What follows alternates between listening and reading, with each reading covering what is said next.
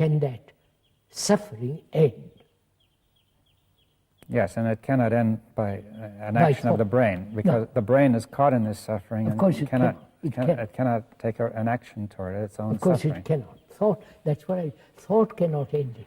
Yes, because thought has created it in any way it is unable to get hold of it.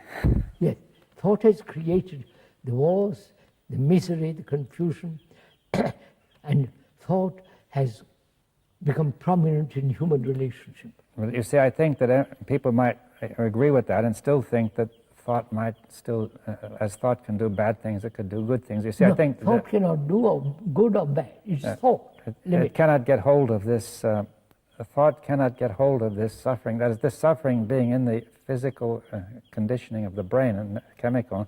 Thought has no way of knowing what it is. Even you see it. I mean, I lose my son, and Yeah, but I mean, by thinking, I don't know what's going on inside me.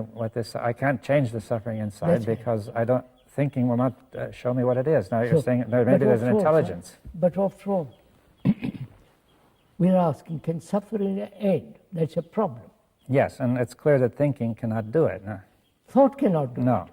All right, now because that's the point. We've got if you have an insight into it. Yes. Now this insight will be the action of the mind, through intelligence and attention. When there is that insight, intelligence wipes away suffering. Yes. Now you're saying that therefore there is a contact from mind to matter which removes the whole physical chemical structure which keeps us going on with suffering.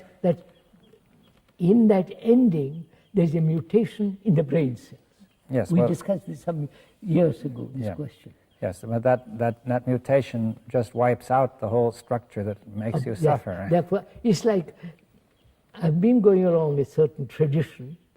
I suddenly change that tradition. There is a change in the whole brain, which has been going north, and now it goes east. There is a yes. Well, of course, this is a radical notion from the point of view of traditional ideas in science, because if we accept that mind is different from matter, then it's hard.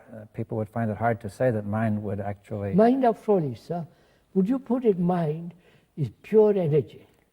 Well, we could put it that way. But say matter is energy too. Yes, therefore, matter is limited. Thought is limited. Yes, well, but we're saying that the pure energy of mind is able to reach into the limited energy of matter. Yes, that's right. And change the limitation. Yes, to remove some of the limitation. That's right. When there is a deep issue or problem, which is, or a challenge which you are facing.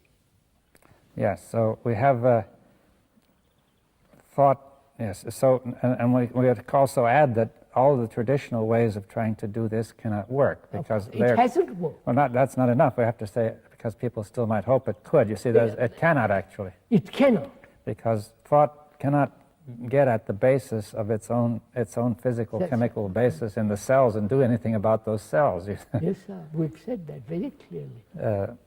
Thought cannot bring about a change in itself. Yes, and yet practically everything that mankind has been trying to do is based on thought. Right? Thought. And there is a limited area, of course, where that's all right, but we cannot, therefore, as we said, we're discussing before, do anything about the future of mankind from the usual approach. Right? So look, that's what when you listen to the politicians who are so very active in the world, they are creating problem after problem. And to them, thought is the most important thing, ideals. Well, nobody, generally speaking, nobody can even know of anything else. You see that? Exactly.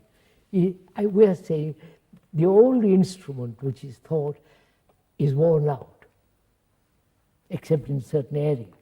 Well, it never was adequate except in those areas. I mean, of course. But and man has always been in trouble, as far as we can remember, as far as history goes, right? Yes, sir. Man has always been in trouble, turmoil, fear. We mustn't reduce all this to an intellectual argument.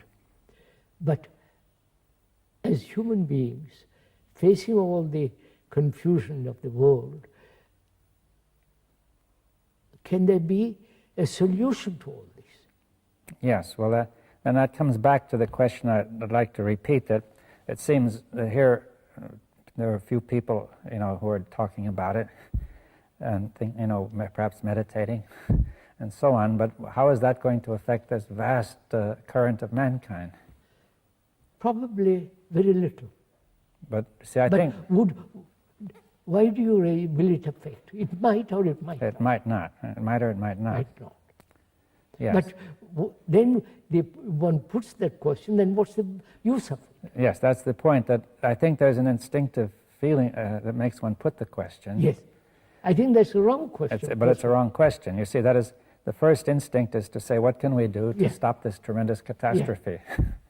But if each one of us, whoever listens, sees the truth of this, the thought in its activity, both externally and inwardly, has created terrible mess, great suffering, then one must inevitably ask, is there an ending? Is there an ending to all this? If thought cannot end it, what will? Yes. What is the new instrument that will put an end to all this misery? See, there is a new instrument, which is the mind, and so on and so on. Yes.